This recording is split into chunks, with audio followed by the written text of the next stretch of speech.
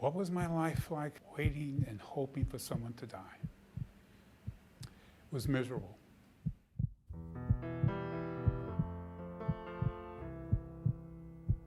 I put myself in other people's position. To think of wanting someone to die in order to save my life. And you see where a baby got shot through the window, a child got shot in a car. I read that and I felt bad. All I could think about was this person. But when it happened to you, oh my God, I can imagine. I have said so many times, I know what that mother felt.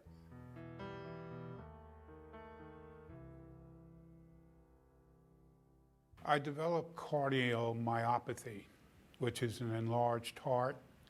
It came about through living a good life of smoking, drinking, and poor eating habits. And that's how my heart disease occurred. With about approximately 85% of my heart no longer functioning, it's very difficult to do much of anything. To walk a block, it could take me close to probably a half hour to get one block, holding on for dear life onto anything which I could grasp onto.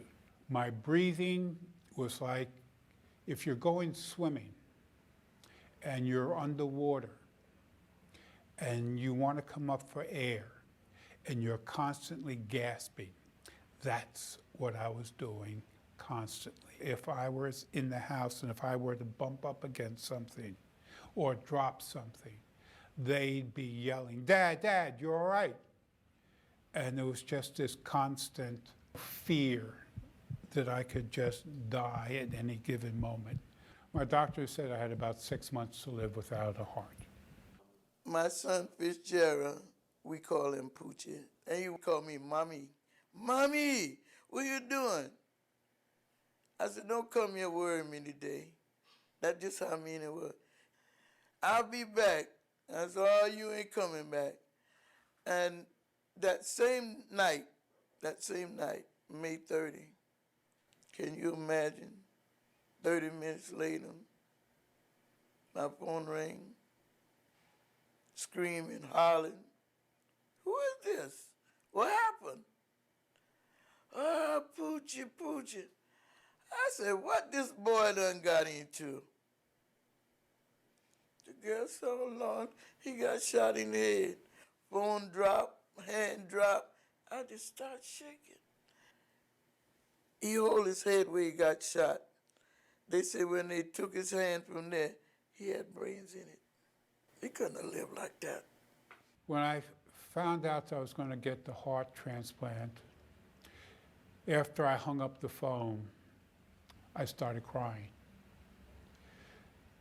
I just cried uncontrollably because all I could think about was this person, that another human life had come to an end. And this was something I've been hoping for. Hoping and praying for someone to die. And you can't, and that's the worst thing that you could ever do. Because when it happens, it's real. There's families totally destroyed by that person's death. And I was hoping for it. And what compounded it was here was this family that was willing to give me their loved one's heart to save my life, the life of someone who had hoped for their loved one to die. It's not an easy decision now. Don't let me make you think that you could just say yes. I was about to not do it. I'm gonna be honest with you, because this was my first time with somebody come to me in the hospital right after they pulled the plug. And I thought about it. This is going in the ground. And I can save someone? This was my word. Why not? If you don't know my baby,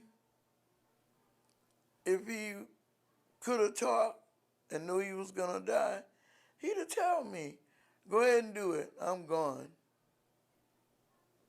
That's the kind of person my baby was.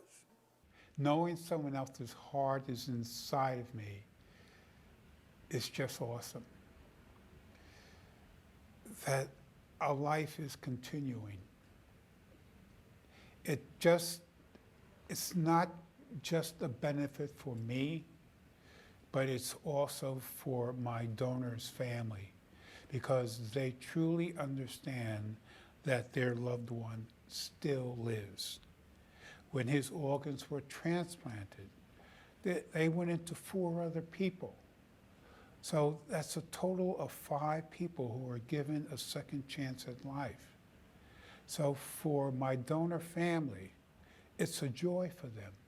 And for me to carry their loved one's heart and to treat it with the utmost respect and honor is a privilege. One day, it just pop up. I must write him. And we start like that. And about another 3 or 4 months, I got a call. They was sending a car for me and my family. We used to go and meet Donna. That was the biggest day. I'll never forget that day. He came in, the organ donate building, and he came to me and hugged me and he said, Mom, how could I say thank you? And I said to him, Donna, you already said it. I could see it in his face. He was thanking me for the gift of life. I could feel it. It's something about organ donate. I experienced that since I did this with Donna Arthur. It's a feeling that is hard to explain to any individual. It has to be with that person. It's so hard for me to explain. The feeling is just like a mother give birth to a child, and when she see that child, that's the beautiful feeling you could have. And when I see Donna, knowing that Fitzgerald's heart got him going, it's just like I give birth to another son. That's how I feel. My donor family and I, we stay in touch. I have brothers, sisters, a mom. That's I call my donor's mother Mom.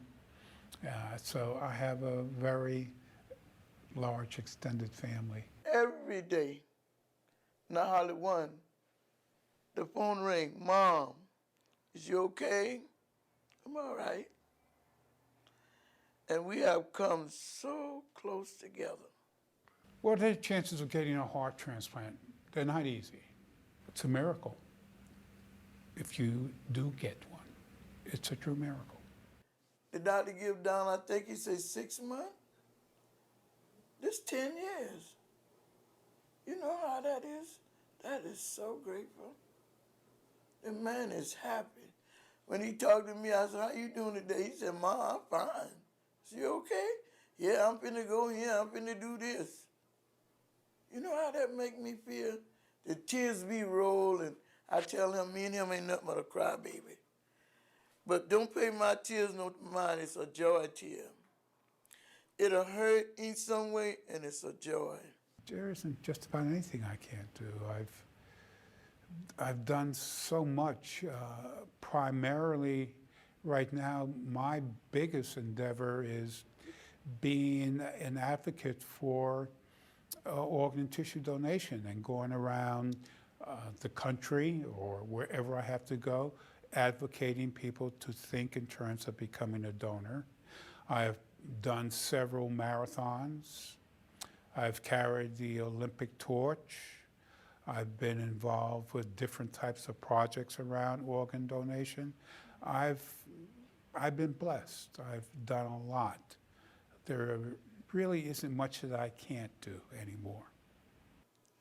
I hope this tape, touch someone. They will see this video and say, this really give me a thinking. Would I do this? I hope so. We all need to realize something that was said thousands of years ago. We are our brother's keeper. We're not asking you to give a heart, but have a heart. To open your heart up to others. Because it's simply the greatest act of love. Isn't helping to save another human being's life. It's about life. It's not about death. It's about giving life. It's about having a heart